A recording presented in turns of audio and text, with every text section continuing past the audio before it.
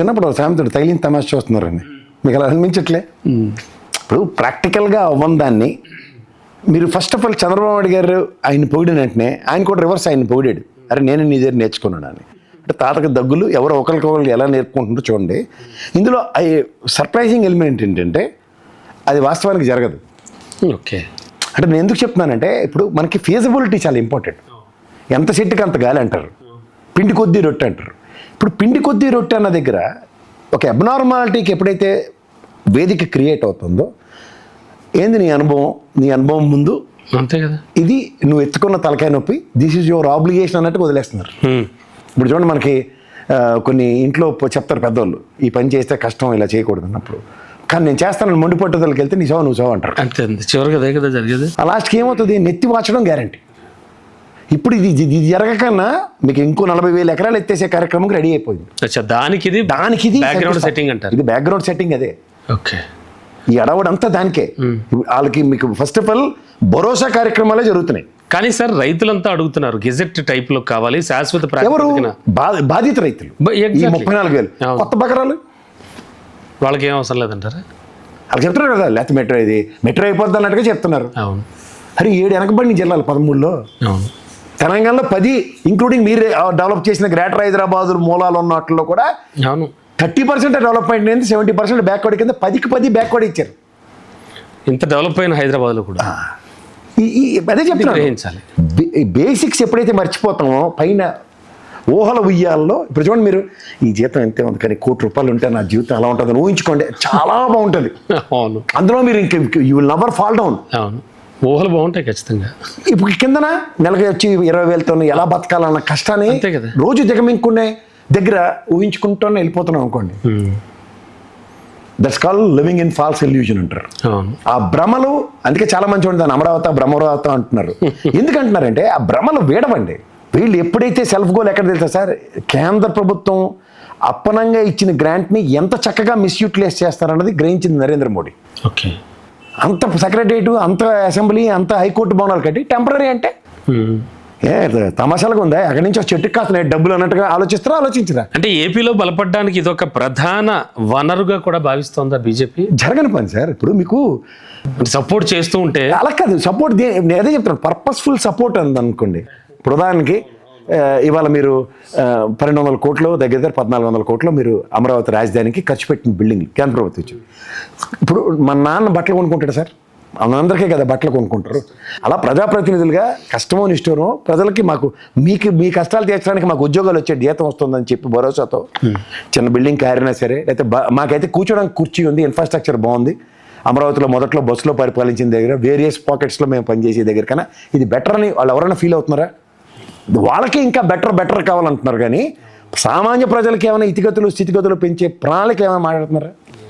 ఈ కంపారిజన్ లేదండి ఖచ్చితంగా. తర్వాత క్యాపిటలిస్టులు పెట్టుబడిదారీ వ్యవస్థని ఎలా డెవలప్ చేసుకుంటారో, సామ్రాజ్యాలు 45,000 ఎకరాలు ఇంకా ఎక్వైర్ చేస్తూ వాళ్ళ తక్కువ రేట్లకు కొనుక్కునే నేపథ్యాలు. ఇప్పుడు ఇదే మాటకి చెప్తున్నాను, కేంద్ర ప్రభుత్వం రిజర్వ్ బ్యాంక్కి ల్యాండ్ అలొకేట్ చేయించుకున్నారు, అలాగే మినిస్ట్రీ ఆఫ్ ఆర్మీ అఫైర్స్కో దేనికో అలా ఇచ్చారు కేంద్ర ప్రభుత్వ సంస్థలకి. అవన్నీ ఇవాళ శంకుస్థాపనలు చేయడానికి నరేంద్ర మోడీ గారు వచ్చి స్పాన్ ఆఫ్ నో టైంలో ఈ 11 నెలల దగ్గర నేను ఆ రోజు భూమి పూజలు చేశాను, ఇవాళ పటపటపటం ఇనాగ్రేషన్కి వచ్చాను. దానికి వస్తే ఇట్ సౌండ్స్ గుడ్ చాలా. లేకపోతే విట్లాడ్ యూనివర్సిటీలో ర్యాండమ్గా ఇంకొక 10 పడిపోయి చూసారా, ఈ 11 నెలల పురోగతి. ఇది ఎన్డీఏ యొక్క పర్పస్. ఇది మాట్లాడితే మీరు అన్నట్టు ప్రాబబిలిటీస్ ఆర్ వెరీ హై.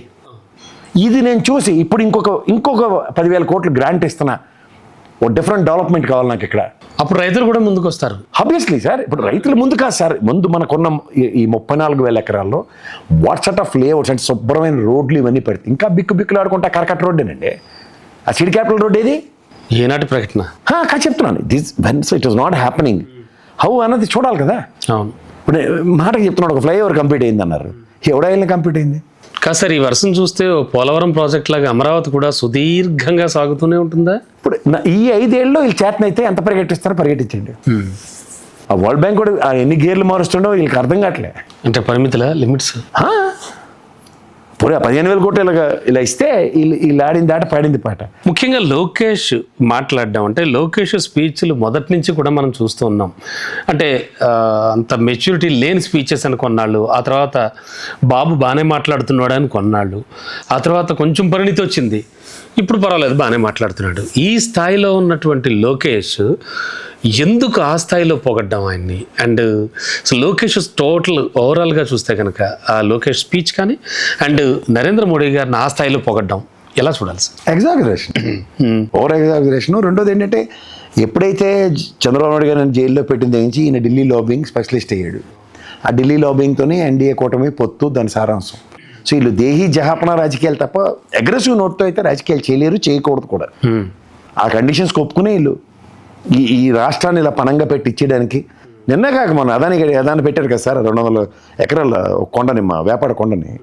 ఇలాంటివన్నిటికీ వాళ్ళు ఒప్పుకోవాలి, ఒప్పుకోవడానికి గవర్నమెంట్. ఓకే, ఆ జగన్మోహన్ రెడ్డి ఒప్పుకోలేదు అట్లన్నిటికీ. ఇందాక నిర్మించింది కూడా అదే, ఎస్ ఫుడ్ డౌన్, నాకు ఇది కావాలా, అవుతుందా అవుదా? అంతే, అవదు, స్టాండ్ స్టిల్ అంతే. ఇప్పుడు ఈ చేత్తో అలా అడవి దొంగ సినిమాయే, ఇలా 50 కాయిన్లు చూపించడం, ఇటు నుంచి ఎత్తేయడం ఎలాగుంటుంది చెప్పండి. ఓకే, కుడి చేతితో ఇచ్చిన దానం ఎడం చేతికి తెలియకూడదు అన్నది సామెత విన్నాం మనం. అంటే ఈ స్పీచ్లు రాసిచ్చే వాళ్ళ ప్రాబ్లం ఏమైనా అంటారా? నిన్న ఒక యాంకర్ ఏమన్నా పెట్టారు అయితే, అసలు మా బాబాయ్ అసలు నాగరాజులకే నాగరాజు, అవునా? పూర్వదినాలకి దేవుడాడు నిజంగా చెప్పాలంటే. బాబోయ్ ఆ ఎలివేషన్స్ ఏంటి అసలు, అంటే నాట్ దాట్, వాళ్ళు సర్వైవల్ కోసం ఎలివేషన్స్తో మాడుతుంటారు. కానీ మొన్న ఓ టీచర్ అమ్మ గారు పొగుడుతుంటే చూడండి, పీపుల్ ఆర్ ఎంబ్రాస్డ్, వాళ్ళే ఎంబ్రాస్ అయిపోయారు. That's to an extent it is fine అండి, but beyond it is not correct. ఇప్పుడు సింపుల్గా చెప్పాలి, ఒక దేశం టుడే క్రైసిస్ మేనేజ్మెంట్కి కర్త కర్మ క్రియ వాళ్ళ నరేంద్ర మోడీ గారు. ఆ స్థాయి ఉన్న వ్యక్తి వాళ్ళ ఈ కేరళ, నిన్న ముంబై, వాళ్ళ ఆంధ్రప్రదేశ్ వచ్చారంటే అసలు అంటే కాశ్మీర్ షెడ్యూల్ ఈస్ పెర్మిటింగ్. అంటే ప్రజెంట్ ఇండియాకి పెద్ద సమస్యగా మారిన పాకిస్తాన్, ఆయన ఒక మూవ్ ఎక్కడికైనా వెళ్ళాలంటే హ్యూజ్ సెక్యూరిటీ ఇష్యూస్ ఉంటాయి. ఉంటాయి ఖచ్చితంగా. ఎంతమందిని డిప్లాయ్ చేస్తావు, ఏంది ఎడావిడి. ఇదైతే ఒక unnecessary inauguration for Andhra Pradesh. Okay అండి, నిజంగా ఆయనకున్నంత బిజీ స్కెడ్యూల్ని టైం వేస్ట్కి తప్ప ఇంక దేనికి లేదు.